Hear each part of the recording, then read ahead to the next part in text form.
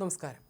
മലയാളികൾ നയിക്കുന്ന ആഗോള ഡ്രഗ് മാഫിയയുടെ കൂടുതൽ വിവരങ്ങൾ പുറത്തേക്ക്. മൂവാറ്റുപുഴയിൽ നിന്നും UK-യിലേക്കും ഓസ്ട്രേലിയയിലേക്കും വളർന്ന ഈ മാഫിയയെക്കുറിച്ച് കൂടുതൽ വിവരങ്ങൾ തേടുകയാണ് narcotics control bureau.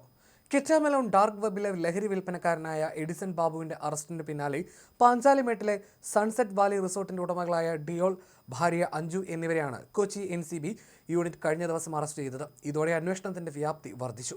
Edison Babu എന്ന 35-കാരൻ ചുരുങ്ങിയ കാലം കൊണ്ട് ഇന്ത്യയിലെ തന്നെ ഏറ്റവും വലിയ ലഹരി സ്രോതസ്സായി വളർന്നു. എഡിസന് കൂട്ടായി സഹപാഠിയായ മറ്റൊരു മൂവാറ്റുപുഴക്കാരൻ അരുൺ തോമസും പിടിയിലായതോടെ ലഹരി ചങ്ങലയിലെ മലയാളി ബന്ധം ഊട്ടിയുറപ്പിക്കപ്പെട്ടു. ഇതിന് പിന്നാലെയാണ് ഇടുക്കി പാഞ്ചാലിമേട്ടിലെ റിസോർട്ട് ഉടമകളായ ദമ്പതികളെ കൂടി NCB അറസ്റ്റ് ചെയ്യുന്നത്. പാഞ്ചാലിമേട്ടിലെ സൺസെറ്റ് വാലി റിസോർട്ടിന്റെ ഉടമകളായ ഡിയോൾ, ഭാര്യ അഞ്ജു എന്നിവരെയാണ് കൊച്ചി NCB യൂണിറ്റ് അറസ്റ്റ് ചെയ്തത്. 2023 കൊച്ചിയിൽ പിടികൂടിയ ലഹരി പാഴ്സലുമായി ബന്ധപ്പെട്ട അന്വേഷണമാണ് റിസോർട്ട് ഉടമകളായ ദമ്പതികളുടെ അറസ്റ്റിലേക്ക് നയിച്ചത്.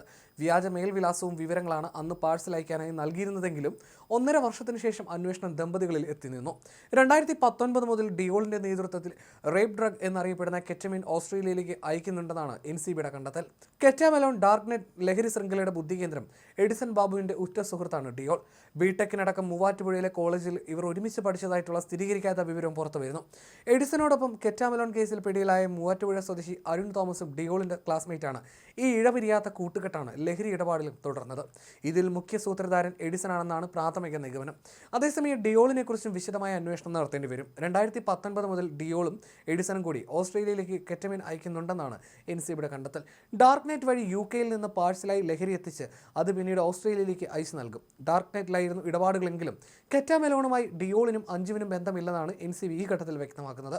2021 ഡിയോളും അഞ്ജുവും പാഞ്ചാലിമേട്ടിലെത്തുന്നത്. 2023 ഹോം സ്റ്റേ റിസോർട്ടാക്കി മാറ്റി. ഇടപാടുകൾക്കപ്പുറം ഇവരും ലഹരി ഉപയോഗിച്ചിരുന്നതായി NCBയും വ്യക്തമാക്കുന്നു. അതേസമയം ഡാർക്ക് വെബിലൂടെ എഡിസൺ സമ്പാദിച്ച കോടികൾ എവിടെയെന്ന ചോദ്യവും ഉയരുന്നുണ്ട്.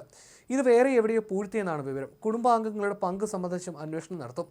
ആഗോള ലഹരിമരുന്ന് ശൃംഖലകളെ പൂട്ടാൻ കേരളത്തിലെ കണ്ണികൾക്ക് പുറമെ ഓസ്ട്രേലിയയിലും അമേരിക്കയിലുമടക്കം അന്വേഷണം നടക്കുകയാണ്. NCBക്ക് പുറമെ മറ്റ് ഏജൻസികളുടെ സഹകരണത്തോടെയാണ് അന്വേഷണം.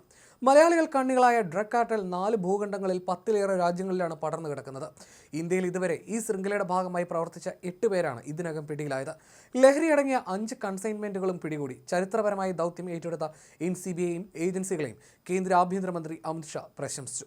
അതേസമയം മൂവാറ്റുപുഴയിലെ ആഗോള ഡ്രഗ് മാഫിയയുടെ വിവരങ്ങൾ അറിഞ്ഞ് കിളിപോയ അവസ്ഥയിലാണ് നാട്ടുകാർ. രാജ്യത്തെ ഏറ്റവും വലിയ ഡാർക്ക് നെറ്റ് മയക്കുമരുന്ന് വിൽപ്പന ശൃംഖല കെറ്റാമെലോണിന്റെ തലവനാണ് മൂവാറ്റുപുഴക്കാരൻ എന്നറിഞ്ഞ ഞെട്ടലായിരുന്നു നാട്ടുകാർ. പ്രതികളെ പിടികൂടിയതിന് പിന്നാലെ രാജ്യവ്യാപകമായി പരിശോധന നടത്തുകയാണ്. കെറ്റാമെലോൺ മയക്കുമരുന്ന് ശൃംഖലയുടെ തലവൻ എഡിസൺ ആണെന്നാണ് പ്രാഥമികമായി കണ്ടെത്തിയിരിക്കുന്നത്. 2 വർഷമായി ഇതുവഴി ഇയാൾ മയക്കുമരുന്ന് ഇടപാടുകൾ നടത്തുന്നു. ഡാർക്ക് നെറ്റ് വഴി സ്വന്തം ആവശ്യത്തിനാണ് ആദ്യം മയക്കുമരുന്ന് വാങ്ങിയത്. പിന്നീട് കെറ്റാമെലോൺ ഒരുക്കുകയും ഇടപാടിലേക്ക് കടക്കുകയുമായിരുന്നു.